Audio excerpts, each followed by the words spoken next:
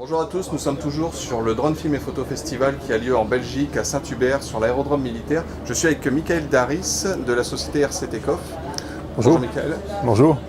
Pouvez-vous nous présenter un petit peu ce qu'est RC Takeoff? On s'est déjà rencontré au Drone Days à Bruxelles il y a quelques mois.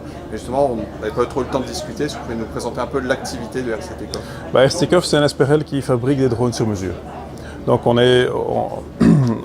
sur la demande des clients, on fabrique le drone autour. Donc si vous venez, comme Canon qui est venu chez nous, qui a dit voilà, on veut mettre un C300 en dessous, une grosse caméra cinéma.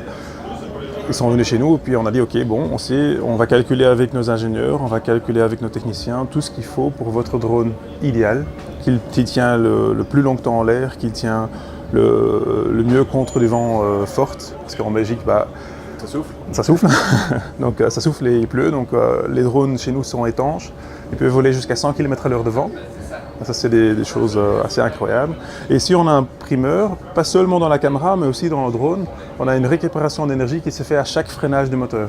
Donc ça permet quoi, une plus longue autonomie? Oui, celui-là ici, donc avec une charge normale de 3-4 kg, il vole 55 minutes.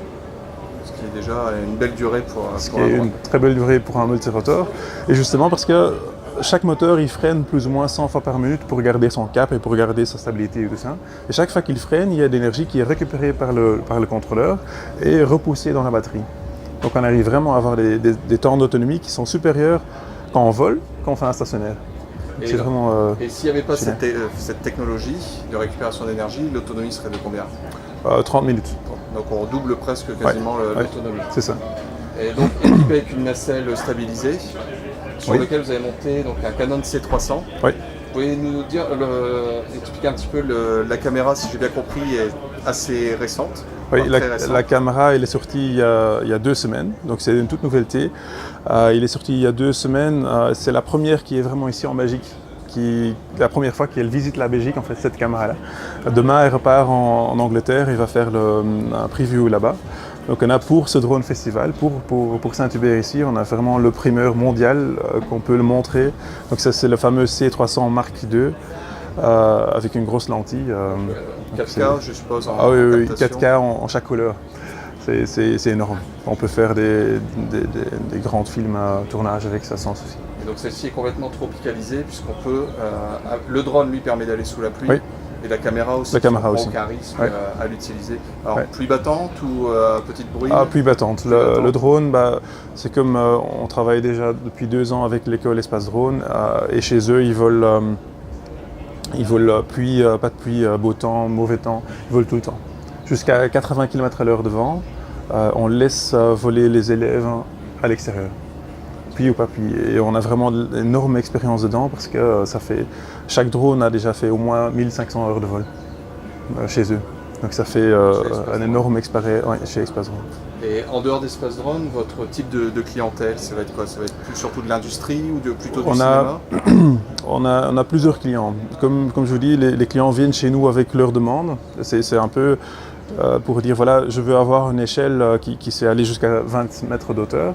Alors c'est le même type de clients que nous on a. Donc c'est les clients qui ont une caméra professionnelle qui veulent mettre sur un drone ou par exemple un scanner ou autre chose ou une caméra thermique. Et puis après on va calculer leur drone idéal pour eux. Et ici sur le drone par exemple, c'est un drone qu'on a fait spécialement pour la police par exemple. Il fait presque pas de bruit. Il fait moins de bruit qu'un Phantom. D'accord. Il a des grands hélices qui tournent assez lentes. Il a une récupération d'énergie dont j'ai parlé tout à l'heure, qui engendre un temps de vol de 50 minutes, donc c'est énorme. Après, on a fait une coque spécifique. Une coque spécifique, c'est notre designer qui a dessiné ça, mais il y a une fonctionnalité aussi. Par exemple, s'il pleut, l'eau naturellement coule à côté, mais aussi il y a une aspiration d'air qui se fait d'en dessous. Donc il va refroidir les contrôleurs qui sont centralisés sur une plaque, un PCB qu'on a développé nous-mêmes aussi. Donc une PCB, une carte électronique à l'intérieur comme dans un ordinateur, qui fait que chaque contrôleur a sa place et quand il y a quelque chose qui va mal, parce que la plupart des choses qui vont mal dans un drone, c'est par exemple un contrôleur qui peut brûler parce qu'il y a un moteur qui s'arrête ou n'importe.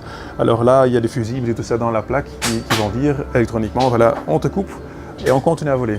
Donc ça c'est un drone ici qu'on a calculé qu'il vole sur 4 moteurs. Donc la nacelle, elle, vient d'un fabricant qui est celle-ci, Oui. c'est un Ça, DJI. ici c'est un Ronin, Voilà. et ici sur ce drone-là, il est fait pour le nouveau Ronin MX, Ouais. qui est fait justement pour travailler en dessous un drone. D'accord. Donc ça qui est fourni, vous achetez ça, qui est Oui, oui, déjà chez oui. le fabricant, et tout le reste, c'est Oui. une fabrication maison. Oui, tout le reste c'est fabrication maison, mais naturellement, même la nacelle, on va le régler pour le client qui ne doit rien faire. Le but chez nous, c'est que vous achetez votre drone, vous le prenez, vous volez 100 heures de vol avec sans aucun souci. Après, vous le ramenez, on fait un entretien, on check, parce que c'est du carbone. Le carbone est toujours conductant, car ça conduit de l'énergie. Donc, s'il y a des fils et tout ça à l'intérieur qui sont coupés, il faut le rechecker assez régulièrement. Donc, on fait des entretiens tous les 100 heures de vol ou tous les ans. D'accord. Et puis, on change tous les roulements des moteurs, on regarde tous les fils électriques. Et après, on le rend au client et lui, il est assuré qu'il vole 100 heures avec sans aucun souci. Donc une bonne machine à l'achat et au suivi. Voilà, c'est ça. Merci beaucoup, Michael. Plaisir. Bonne continuation. Merci. Et merci à vous. Au revoir.